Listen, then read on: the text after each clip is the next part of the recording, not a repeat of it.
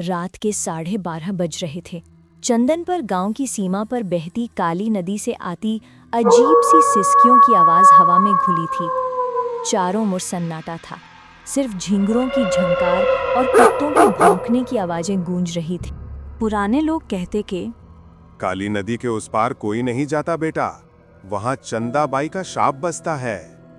लेकिन गांव के नौजवान अब ऐसी बातों पर हंस देते थे। उसी गांव में रहता था राजन, 26 साल का, शहर से पढ़ाई कर लौटा नौजवान। उसे गांव की अंधविश्वासी बातें बिल्कुल बकवास लगती थी।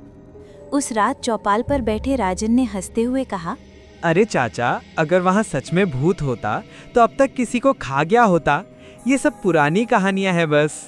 बेटा तू हंस ले, लेकिन तेरे दादा के जमाने से लोग वहां से लौटे नहीं।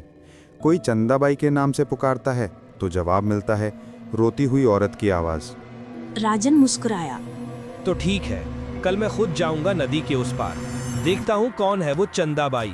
अगर कुछ हुआ तो मान लूंगा भूत है। चौपाल पर बैठे लोग सिहर गए। मदन किसान बोला, पगला गया है तू, वहाँ रात में हवा भी उल्टी चलती है और पेड़ खुद ब खुद हिलते हैं। डरपोक हो सब, मैं जाकर दिखाऊंगा कि वहाँ कुछ नहीं है। अगले दिन दोपहर तक ये बात पूरे गांव में फैल गई। राजन रात में काली नदी पार करेगा। बुजुर्गों ने रोका पर वो नहीं माना। शाम ढली, अंधेरा गहराने लगा। हवा में ठंडक थी, लेकिन राजन के भीतर जोश और जिद दोनों जल रहे थे। उसने अपने दोस्त गोपी को भी साथ चलने को कहा। पागल है क्या राजन? मैं नहीं जा रहा उस तरफ। अरे कुछ नहीं होगा, बस आधा घंटा लगना है। चल, मोबाइल में रिकॉर्ड कर लेंगे, सबको दिखाएंगे कि भूत प्रेत कुछ नहीं। माँ ने मना किया है, मैं नहीं आऊंगा। राजन अकेला ही निकल पड़ा, टॉर्च और मोबाइल लेकर। रात के 11 बजे वो काली नदी के पुल पर पहुंचा। वहां हवा कुछ अलग थी, ठंडी, भारी और अजीब सी गंध लिए हुए। पानी शांत था, लेकिन उसमें से बुलबुले उठ रहे थे। राजन ने हंसते हुए कहा, चलो चंदाबाई, आज मिल ही जाओ। एक पल को लगा जैसे दूर से कोई रोया हो। राजन चौंक गया, पर बोला। फिर वही आवाज, इस बार और साफ। राजन का दिल जोर से धड़कने लगा। उसने टॉर्च का फोकस बढ़ाया। सामने नदी के किनारे एक औरत का साया झिलमिला रहा था। लंबे बाल, सफेद साड़ी और झुकी हुई पीठ। राजन थोड़ा कांपते हुए, कौन है वहाँ? क्यों आए? आवाज अब नजदीक से आई, जैसे किसी के कान में फुसफुसाई हो। राजन पीछे हटा, मोबाइल से रिकॉर्ड करने लगा। स्क्रीन पर दिख रहा था कुछ नहीं।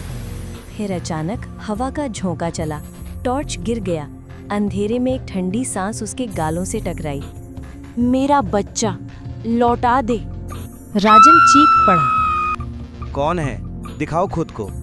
अचानक बिजली सी चमकी और उसने देखा उस औरत के पैरों की जगह जमीन में गड्ढे थे, जैसे कीचड़ में धसी हुई हो।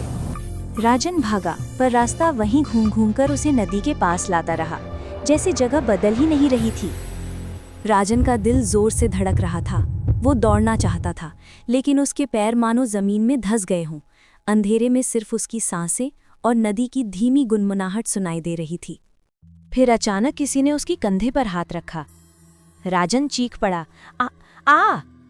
मुड़कर देखा, गोपी खड़ा था। गोपी हांफते हुए, अरे तू यहाँ है? मैं डर गया था, सोचा तो नदी में गिर गया। राजन गुस्से में, पागल, तू यहाँ क्या कर रहा है? घर पे बेचैनी हो रही थी तो चला आया, लेकिन भाई ये जगह कुछ ठीक नहीं लग रही। दोनों नदी किनारे खड़े थे। हवा और ठंडी होती जा रही थी। राजन ने बोला, बस 5 मिनट और रुकते हैं, फिर सबको दिखाएंगे कि यहाँ कोई चंदाबाई नहीं है। जैसे ही उसने ये कहा, पीछे झाड़ियों में छपाक की आवाज आई, जैसे कोई पानी से निकला हो। दोनों टॉर्च लेकर झाड़ियों की तरफ भागे। पानी के किनारे मिट्टी में पैरों के निशान थे, लेकिन उल्टे, जैसे कोई उल्टा चल रहा हो। गोपी ने कांपते हुए कहा, राजन, ये इंसान के निशान नहीं है। राजन ने जवाब दिया, किसी जानवर के होंगे। पर तभी हवा में वही फुसफुसाहट गूंजी, क्यों आए? मेरा बच्चा लौटा दो। टॉर्च अपने आप बुझ गई। चारों ओर अंधेरा फैल गया और फिर दोनों के बीच से एक सफेद साया गुजरा, ठंडी हवा के साथ। भाई भाग चल, दोनों भागने लगे, लेकिन जितनी दूर भागते नदी की आवाज और पास आती जाती, मानो कोई उन्हें वहीं बांध रहा हो। कुछ देर बाद गोपी किसी तरह बाहर की तरफ भाग गया, लेकिन राजन रुक गया। उसे महसूस हुआ जैसे किसी ने उसकी बांह पकड़ ली हो। उसने टॉर्च जलाई। सामने वही चंदाबाई थी, चेहरा झुर्रियों से भरा, आंखें लाल और शरीर से गीला पानी टपक रहा था। चंदाबाई धीरे से, तूने पुकारा, अब क्यों डर रहा है? राजन कांपते हुए, कौन हो तुम?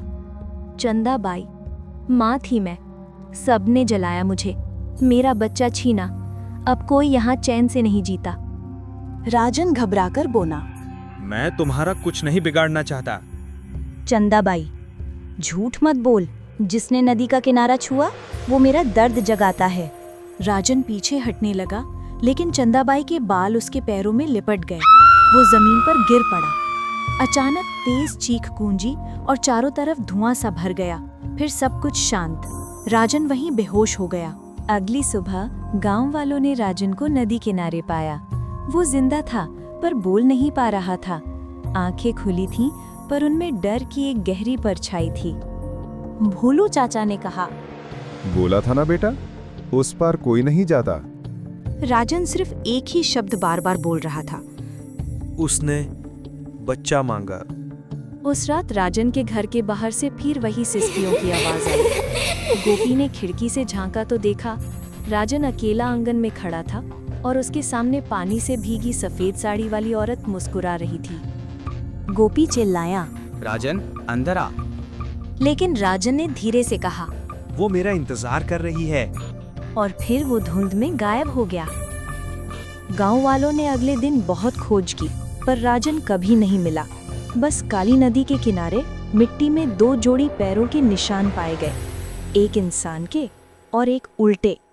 आज भी चंदनपुर के लोग कहते हैं कि जब आधी रात को हवा में मेरा बच्चा लौटा दो सुनाई देता है, तो समझ लो चंदाबाई अभी भी वहीं है।